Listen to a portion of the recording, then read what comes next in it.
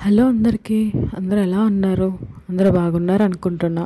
ముందుగా మీ అందరికీ praise lord. ఈరోజు మార్నింగే లేచానండి. మార్నింగ్ లేచి ఫ్రెష్ అప్ అయ్యి కొంచెం నేనైతే వాటర్ అయితే తీసుకుంటున్నాను. ఇక్కడ నేనైతే 2.5 గ్లాసెస్ అయితే వాటర్ అయితే తాగుతున్నానండి రోజు. అమ్మ వాళ్ళ ఇంటికి వెళ్ళాను కదండి, కొంచెం వాటర్ తాగడం అనేది తగ్గిపోయింది.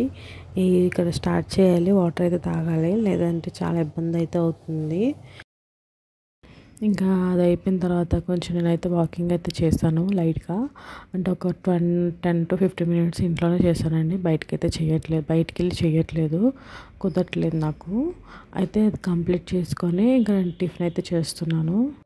టిఫిన్ అదే మా హస్బెండ్ అయితే మార్నింగ్ తీసుకొచ్చి పెట్టేసి వెళ్ళారు కాబట్టి నేను ఇంకా ఇంట్లో అయితే చేసుకోలేదు.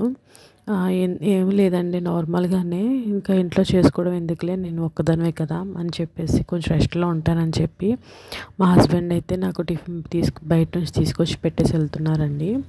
ఇంకా అది టిఫిన్ అయితే కంప్లీట్ చేసుకొని ఇంకా బట్టలు అయితే ఉన్నాయి, బట్టలు నానబెట్టుకుంటున్నానండి. వాటర్లోని నేను సర్ఫ్ అయితే వేసుకొని కొంచెం సేపు అలా ఉంచుతాను. ఎందుకంటే సర్ఫ్ అనేది కొంచెం మెల్ట్ అవ్వాలి కదా, దానికోసం అది పక్కన పెట్టేసి లోపలికి వచ్చి పప్పు అయితే నానబెడుతున్నాను. ఈరోజు పప్పు టమాటా చేద్దాం అనుకున్నాను. దానికోసం అని చెప్పేసి ఫస్ట్ అయితే కడిగేసుకొని నానబెట్టి పక్కన పెట్టుకున్నా.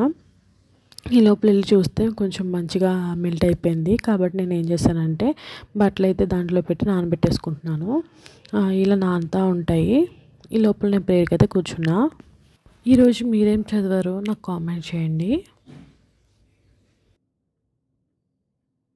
యెహోషువ 4వ అధ్యాయం అయితే చదివానండి. ఇందులో ఇన్ఫర్మేషన్ ఏంటంటే యోర్దాను నది దాటి వెళ్తారని చెప్పాను కదండి లాస్ట్ వీడియోలో.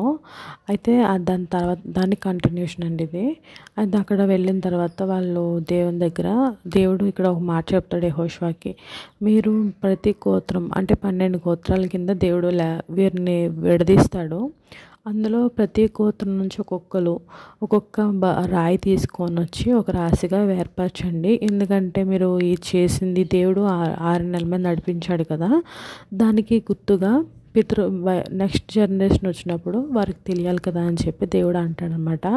అలాగా వారందరూ ఏంటంటే ప్రతి గోత్రం నుంచి ఒక్కొక్క రాయిని తీసుకొచ్చి ఒక రాశిగా పెడతారండి. అది పెట్టిన తర్వాత ఇది ఎప్పుడు జరిగిందంటే మొదటి నెల 10వ తేదీన యోర్దాను దేశం నుండి వారు తూర్పు దేశం ఉన్న యెరికో పట్టణం వరకు వచ్చి ప్రాంతం గిల్గాలులో దిగారండి. దిగి అక్కడ యోర్దాను తెచ్చిన 12 రాళ్లను గిల్గాలులో నిలబెట్టారండి. ఇలా చేశారు. అయితే ఇదండి ఇన్ఫర్మేషను. ఇలా దేవుడైతే వారిని ఒక్కొక్క మాట యెహోషువతో మాట్లాడుతూ ఇశ్రాయేల్ ప్రజలను నడిపిస్తూ వస్తాడండి. నేనైతే ప్రేయర్ అయితే కంప్లీట్ చేసుకున్నాను. ఈ లోపల నేను వచ్చి పప్పు చూస్తే పప్పు అయితే నానిపోయింది. దీన్ని కూడా నేను ఇంకా కుక్కర్లో వేసేసుకుంటే బెటర్ కదా అని చెప్పేసి స్టార్ట్ చేస్తున్నాను. ఎందుకంటే బట్టలు అవి ఉతకాలి కదా, మళ్ళీ లేట్ అయిపోతుంది, మళ్ళీ ఆరవని చెప్పేసి ఫస్ట్ అయితే నేను ఇదంతా కుక్కర్లో వేసుకొని మొత్తం టమాటా అని చెప్పాను కదా, టమాటాలు, ఉల్లిపాయలు, పచ్చిమిర్చి అన్నీ తీసుకొని రెడీ పెట్టుకుంటున్నానండి. దాని తర్వాత ఒకటి వేసుకోవాలి కదా. ఫస్ట్ అయితే టమాటాలు అయితే క్లీన్ చేసేసుకొని కట్ చేసుకుంటున్నాను. దాని తర్వాత ఉల్లిపాయ ఇంకా పచ్చిమిర్చి అయితే లేవండి, తెచ్చుకోవాలి. ఫస్ట్ అయితే ఇంకా టమాటాలు అవి వేసేసి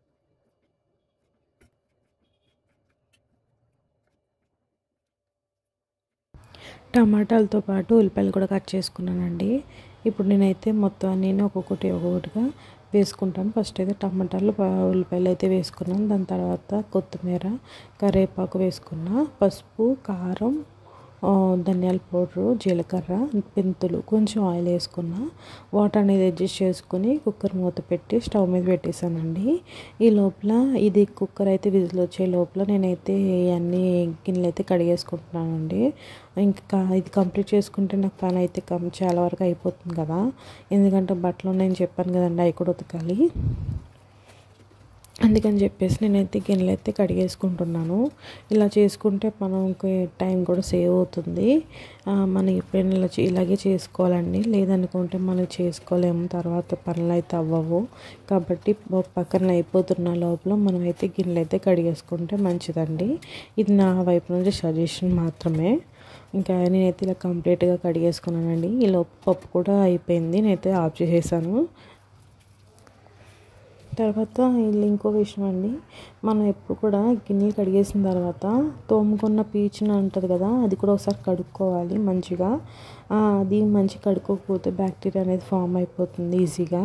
కాబట్టి ఎప్పుడు కూడా మనం గిన్నెలు అయితే కడిగేసుకున్న తర్వాత ఒకసారి పీచు కూడా ఒకసారి మంచిగా కడిగేసుకుని పెట్టుకోవాలి. దాని తర్వాత నేను షింక్ కూడా క్లీన్ చేసేసుకున్నానండి.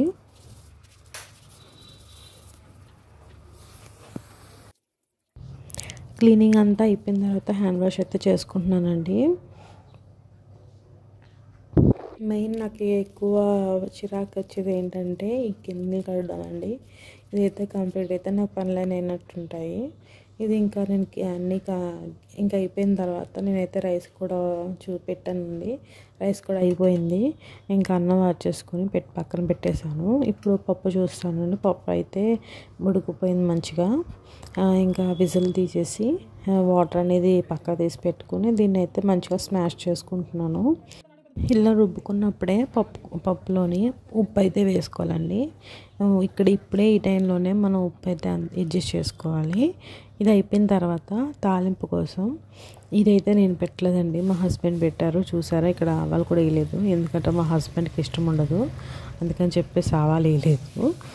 ఓన్లీ జీలకర్ర ఒకటే వేశారు. జీలకర్ర అనేది బాగా వేగిన తర్వాత దీంట్లో వెల్లుల్లిపాయలు, ఎండుమిర్చి కూడా వేసుకుని మంచిగా వేగనివ్వాలి.